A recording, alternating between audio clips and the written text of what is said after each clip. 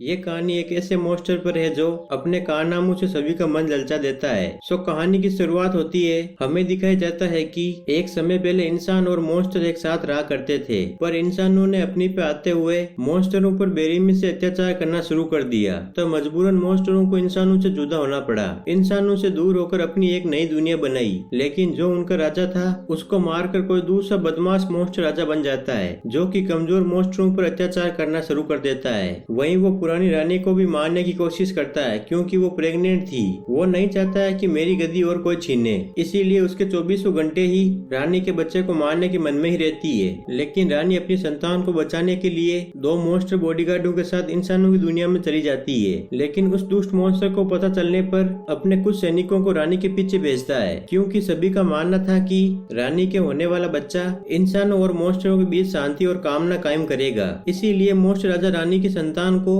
दुनिया में आने से पहले ही खत्म करना चाहता है। इसके बाद हमें एक सोंग नाम के लड़के को दिखाया जाता है, जो कि अपनी एक बूढ़ी दादी के साथ रहा करता है, और इसके दादा परदादा एक मॉन्स्टर हंटर थे, यानी कि मॉन्स्टरों को खत्म करते थे। लेकिन सोंग उनके जैसा बिल्कुल भी नहीं था, इसीलिए उसकी दादी सोंग पर बहुत ही चिढ़ती रहती थी, क्योंकि वो भी चाहती थी कि सोंग भी एक मॉन्स्टर हंटर बने। तभी उसकी दादी उसे एक जंग लगी हुई तलवार देती है, जो कि उसके पूर्वजों की थी, पर सोंग ठहरा सादा सीधा इंसान, वो इसे लेने से इनकार कर देता है।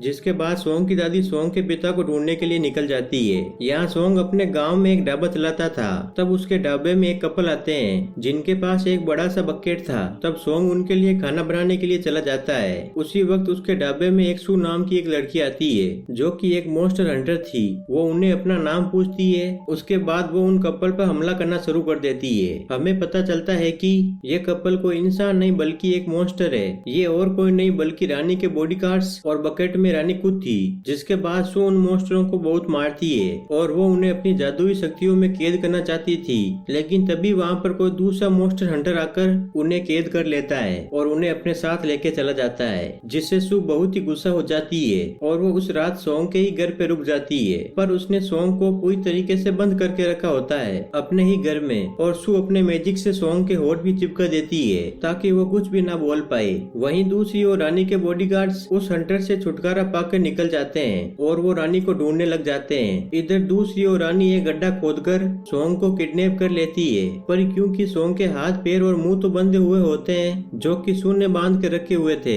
इसीलिए वो सू को आवाज भी नहीं दे पाता। यहाँ रानी सोंग को एक पेड़ के पास बैठा देती है और वो सोंग को कहती है कि उसका अंत अब करीब आ गया है, इसीलिए वो उसके बच्चे को बचा ले। इसके बाद रानी अपने बच्चे को अपने से बाहर निकाल के सोंग के मुंह में डाल देती है, जिसके कारण song on the spot pregnant हो जाता है और धीरे धीरे उसका पेट भी बड़ा होने लगता है। तभी वहीं पे ही उस मॉन्स्टर राजा के सैनिक आ जाते हैं, जो कि रानी को मारने की कोशिश करते हैं, पर तब तक वहाँ सू भी पहुंच जाती है और वो अपने मैजिक से उन मॉन्स्टरों से लड़ती है और मौका पाकर सोंग को वहाँ से लेकर निकल जाती है। जो ही घर में आके वो सोंग को प्रेग्नेंट देखती है तो वो बहुत हंसती है और उसका मजाक बनाती है। कहती है कि मैंने तो लाइफ में पहली बार किसी भी इंसान को प्रेग्नेंट होते हुए देखा है, और वे आश्चर्यचकित हो जाती है कि कोई लड़का भी प्रेग्नेंट हो सकता है क्या। तब यहाँ ये दोनों डिसाइड करते हैं कि जब इस बच्चे का जन्म हो जाएगा तब ये दोनों इस बच्चे को अच्छे खासे दामों में बेच देंगे और उससे मिले पैसों को ये दोनों आपस में बांट लेंगे। जिसके बाद सोंग और सू उस पेट में पल रहे मॉन्स्टर बच्चे को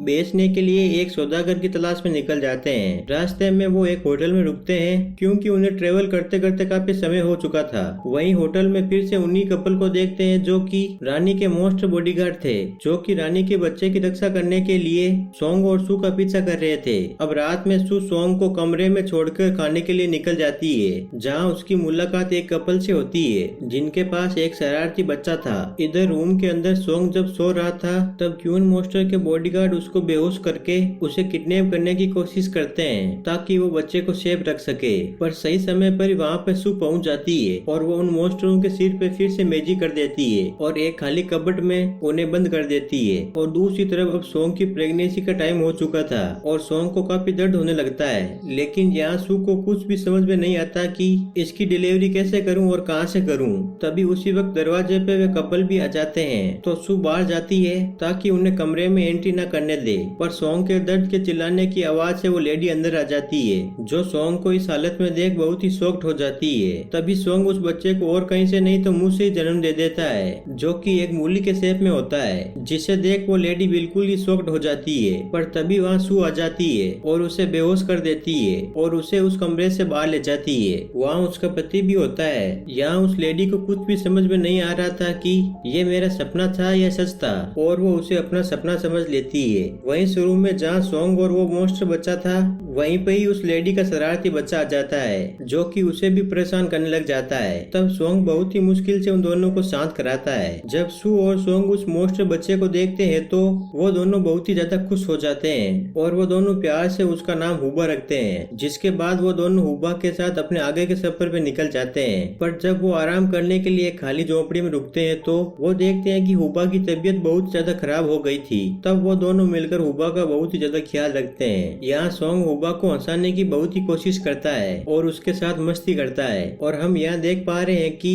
हुबा और सोंग का एक अलग ही रिश्ता बन चुका था। यहाँ सोंग को समझ आता है कि हुबा की तबीयत खराब नहीं बल्कि वो भूखा है, तो वो हुबा को सू को दे देता है ताकि उसे माँ की कमी न खले। लेकिन हुबा होता है एक मॉन्स्टर, इसीलिए वो दूध नहीं पीकर खून पीता है। ये बात सू को तो पता थी, इसीलिए वो बहुत ही चालाकी से हुबा को सोंग के चेस्ट पर चिपका देती है और हुबा भी सोंग को अपनी माँ समझकर खून पीने लगता है। और खून पीने के बाद हुबा धीरे धीरे ठीक होने लगता है, जिसके बाद वो अपने सफर में आगे बढ़ जाते हैं। लेकिन जब हुबा को भूख लगती है तो वो उनके घोड़े का खून पीने लग जाता है, जिसके कारण उनके घोड़े कमजोर होने लग जाते हैं, जिसे देख सू को हुबा पर बहुत ही गुस्सा आता है। तब सोंग हुबा को खून न पीने और शाकाहारी होने के लिए कहता है। यहाँ पर सोंग हुबा को खजूर खिलाता है, जिन्हें हुबा बहुत ही चाव से खाता है। पर बहुत सारे खजूर खाने के बाद हुबा उनकी गुटलियों को बहुत ही स्पीड में निकालता है, जिसके कारण उनके सामने खड़ा बहुत ही बड़ा सा झोंपड़ा गिर जाता है। और ये देख सू और सोंग बहुत ही ज्यादा कंफ्यूज हो जाते हैं कि इसने मिसाइल की तरह कैसे छोड़ा है। जिसके बाद वो हुबा के साथ अपने सफर को कंटिन्यू रखते हैं, जहाँ वो सफर के दौरान हुबा के साथ बहुत ही खेल कूद करते हैं और वो उसे बिल्कुल अपने बेटे के जैसे ही ट्रीट करते हैं। पर अब इनका सफर खत्म हो जाता है और ये एक बाजार में पहुंच जाते हैं, जहाँ इन्हें हुबा को बेचना था।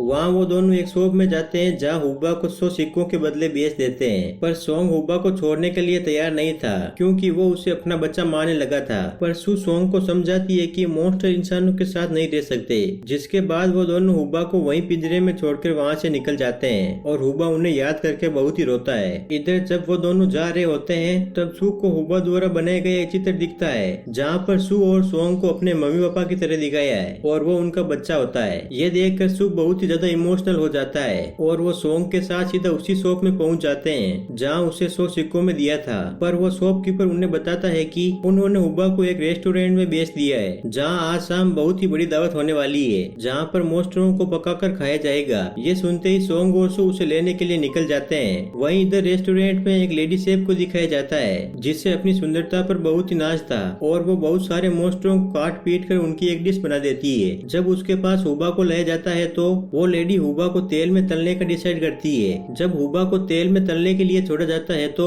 तब हुबा को उस तेल में कुछ भी नहीं होता, बल्कि वो तो उस तेल में स्विमिंग करने लग जाता है, जिस कारण उस तेल के छींटे उस लेडी के चेहरे पे लग जाते हैं। जिसके बाद वो लेडी हुबा को काट के उसकी डिश बनाने का डिसाइड करती है, पर हुबा तो करता भी नहीं है, बल्कि वो तो एक प्लेट जैसा बन जाता है। हुबा को प्लेट जैसा देख वो सोचता है कि उसे गर्म करना चाहिए, पर ऐसा करने पर भी हुबा पर कोई असर नहीं होता, बल्कि वो तो बड़े चाव से अपनी नींद पूरी करता है और साथ ही उस लेडी शेफ के चेहरे को भी गंदा कर देता है। यहाँ सभी हुबा से बहुत ही परेशान हो जाते हैं, लेकिन अभी भी उसकी कोई भी डिश नहीं बना पाए। तभी वो लेडी शेफ डिसाइड करती है कि हुबा को कच्चा ही परोसा जाए। वहीं इधर सोंग और सू इस रेस्टोरेंट के पास आ जाते हैं, पर दरवाजे पे एक जादुई लॉक लगा हुआ होता है और वो उनसे पासवर्ड मांगता है। तब सू और सोंग इस लॉक की इतनी पिटाई करते हैं कि उसे कैसे भी करके दरवाजा खोलना पड़ता है। अब जब ये दोनों रेस्टोरेंट के अंदर पहुंचते हैं और किचन की ओर जाने लगते हैं, तब एक बड़ा सा दानव उन पे हमला कर देता है, जो कि उस किचन का रखवाला था। लेकिन सू अपने मार्शल आर्ट से उसे बहुत ही बुरी तरीके से पीटती है और उसे चित कर देती है। इसी बीच सोंग सू को गलती से किस कर लेता है, जिस कारण वो सू का पति हो गया।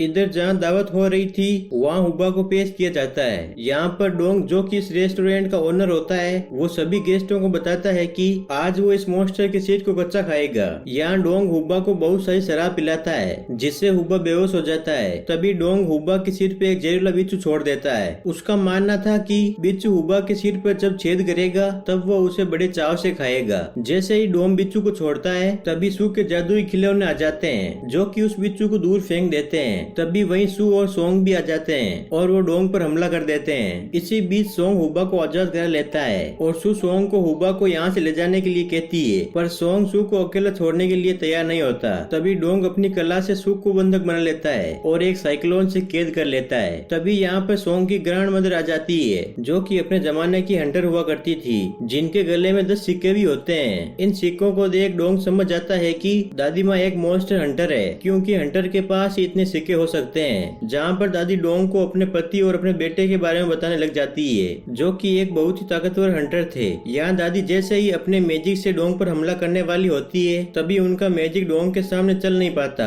जिससे डोंग समझ चुका था कि ये 10 सिक्के दादी के नहीं है बल्कि उसके बेटे और पति के हैं। तब वो दादी को भी एक साइक्लोन में कैद कर देता है। तभी सोंग हुबा के साथ गमले के पीछे से बाहर निकलता है और वो डोंग को अपनी दादी और सू को छोड़ने के लिए कहता है और वो जैसे ही हुबा के मुंह से अपना हाथ हटाता है तभी हुबा बहुत ही तेजी से गुटलियों को बाहर फेंकने लग जाता है। वहाँ हुबा की स्पीड इतनी तेज होती है कि एक बार के लिए तो सोंग भी हवा में उड़ने लग जाता है। हुबा की स्पीड के कारण एक एक गुटलियां जाके सोंग के फेस पे लगती है, जिस कारण डोंग के चेहरे के मांस निकलने लग जाते हैं और यहाँ पता चलता है कि डोंग कोई इंसान नहीं बल्कि एक मॉन्स्टर है जो कि इंसानों का रूप लेकर रेस्टोरेंट में रहता था। यहाँ पर यह मॉन्स्टर सोंग पर हमला करने लग जाता है, जिस कारण सोंग के थोड़ी बहुत चोट भी आती है। तभी दादी उसके पास आती है और उसे एक जंग लगी हुई तलवार देती है। सोंग उस तलवार से डोंग पर हमला करने लग जाता है, लेकिन उस तलवार से डोंग को कुछ भी नहीं होता है, बल्कि वो उल्टा उस तलवार से खेलने लग जाता है और सोंग पर उसी तलवार से हमला कर देता है, जिससे सोंग को बहुत ही गहरी चोट आती है और वो घायल भी हो जाता है। तब हुबा सोंग के पास आता है और वो उस तलवार को निकालने की कोशिश में लग जाता है, जिससे उसके हाथ में चोट भी लगती है, लेकिन वो हार नहीं मानता और कंटिन्यू कोशिश करता रहता है, जिस कारण वो तलवार बाहर निकल जाती है। जिसके तुरंत बाद ही सोंग का घाव अचानक से बढ़ने लग जाता है और वो जंग लगी हुई तलवार भी एकदम क्लीन हो जाती है। तभी सोंग उठ खड़ा होता है और वो उस तलवार से डोंग पर हमला कर देता है, जिससे उस तलवार का असर डोंग पर गहरा होता है और वो फाइनली मर जाता है। तब दादी सोंग के पास आती है और बड़े ही गर्व से उसे एक सिक्का देती है, जिसका मतलब है कि अब सोंग भी एक मॉन्स्टर हंटर है। जिसके बाद हम हुबा को सोंग के साथ देखते हैं, जहाँ सोंग हुबा को मॉन्स्टरों के साथ छोड़ने आया था, जो कि उसकी सही जगह होती है, क्योंकि कोई भी मॉन्स्टर एक मॉन्स्टर हंटर के साथ नहीं रह सकता। पर हुबा सोंग को छोड़कर जाने के लिए बिल्कुल भी तैयार नहीं होता। तब सोंग ना चाहते हुए भी हुबा को भेजने के लिए उस पर बहुत ही गुस्सा करता है, जिससे हुबा रोने लग जाता है और वो सोंग को छोड़कर वहाँ से चला जाता है। और इसी दुख के साथ इस कहानी का दी एंड यहीं पे होता है।